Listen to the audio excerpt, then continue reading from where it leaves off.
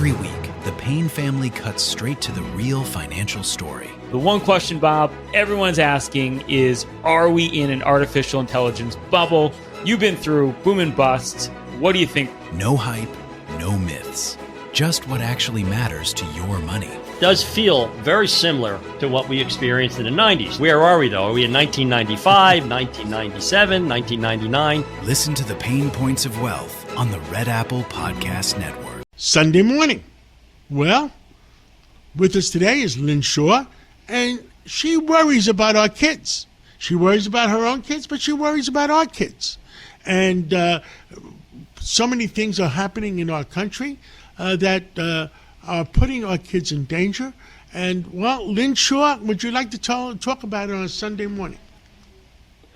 Absolutely. Thank you, John. Listen, we're hearing all these headlines about other countries, what's going on, wars, buying places. I don't know. You know what the war is? The real war is right here in America, the war on our children. We have big tech right now.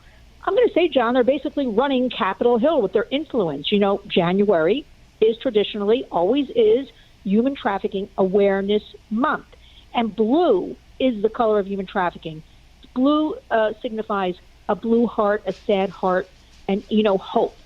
We want hope as well, right? We always throw the hope into the sad hearts and things like that. So we've had a lot of hashtags this month, and we've had ribbons and solemn statements, and we've even had buildings around the country being lit up in blue. But I'll tell you, while the politicians are doing all of this, John, and lighting buildings, big tech has been lighting up Capitol Hill with something far more powerful than awareness, and it's called cash. It's called money. I want to explain this to everybody. So roughly right now, what we know about, I always say what we know about because I always maintain, John, it's always more than that's put out there. So roughly right now, we have $100 million plus from big tech in lobbying firepower aimed at one thing on Capitol Hill: slowing, shaping, and softening child safety laws. Right now, we have 18 child safety pieces of legislation. Congress is lumping them all into one, which is something nobody's ever heard of. We don't even know. We have no transparency. What is happening? We have worked at the Warriors on the Kids Online Safety Act for 4.5 years. We can't even get an answer coming out of Washington. Are you marking it up? Is it going to go to a vote? Nothing, John. So does this sound fair to you that big tech is allowed to run around? People like Mark Zuckerberg, he has one lobbyist for every 6 members of Congress. And for everybody listening, Mark is, Meta, Facebook, WhatsApp, Instagram. So we want everybody to understand and let this sink in. They are pouring bags, loads of cash into this lobbying. We who work on human trafficking, child safety, we don't have that kind of money to pour into anything, but what we have are truths and facts. So far, we're up to $100 million right now. 2026 just began. All of this accounting started in the first quarter of 2025. I can't imagine where we'll be by the end of this year, John. So here's what we have to do. All of this work, we always say, is bipartisan. It truly is. It truly is supposed to be so. We are Americans. We want the best for our kids, our grandkids. We don't want big tech, and we're fighting so hard. I don't know what we have to do. I'm standing in Times Square. I'm standing on Capitol Hill. I'm all over the country with other great people working on all of this, and big tech is getting away. It's like, money talks, crime walks. So what are we going to do about it? I'm going to go back to my list that I usually talk about, and that is everybody has to get involved. I truly mean this because community creates change is our Warriors hashtag. So you must be aware of what's going on. Contact House.gov, Senate.gov. Simply put, what are you doing? Find out who your legislative representative is. It's very you put in your zip code, and it tells you who represents you. If you don't know, write them an email. Everybody has an email now, and just say, what are you doing about child safety? When they get, it used to be 10 to 12, John, about his subject matter. Now it's 4 to 7 in an office they must address. So you need to use your voices, speak up, speak out, and say, what are you doing? Demand that they reject big tech running Capitol Hill and creating all of these loopholes so we, as parents, grandparents, Americans, don't have child safety. And then when you hear about something like Kids Online Safety Act, that the Warriors, go to lynswarriors.org. We have all the information there. Support it. Leverage the Internet for good. Put it on your platforms. Let people know about it. Organize in your schools, in your communities, just your parents and friends, other parents. Do you know this is going on?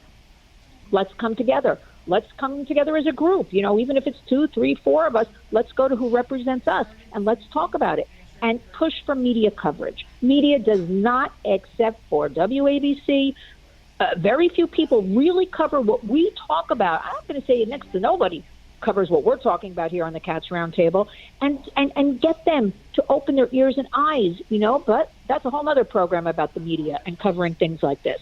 And you know what, everybody, very basic, vote with your attention and money. No and support platforms that refuse all of this anti-child safety. Who in their right mind? And you know what, demand that, we're going to educate each other. We're going to get together. Because the more the public knows, and it sounds very simple, but I talk to people every single day in America, and they don't seem to know this is going on. And there are a lot of tools and resources, again, listed out. Go to linswarriors.org.